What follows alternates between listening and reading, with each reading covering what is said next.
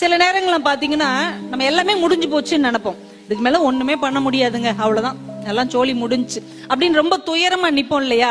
ஆனா அங்க இருந்துதான் ஏதோ ஒரு தொடக்கம் நமக்கு திடீர்னு வந்து சேரும். அப்படி ஒரு தன்னம்பிக்கை கவிதை அவர் எழுதியிருக்கிறார். எல்லாம் முடிந்து விட்டது என்று எண்ணி விடாதீர்கள், எல்லாம் முடிந்து விட்டது என்று எண்ணி விடாதீர்கள், கடைசி புள்ளிக்கு பிறகுதான் கோலம் தொடங்குகிறது. புள்ளி வச்சு முடிச்சதுக்கு அப்புறம் தானே கோலம் தொடங்கும். அப்ப புள்ளி வச்சு முடிச்ச உடனே எல்லாம் முடிஞ்சிருச்சுன்னு யாரும் முடிவுக்கு வந்துடாதீங்க. இனிமேதான் கோலமே இருக்குது.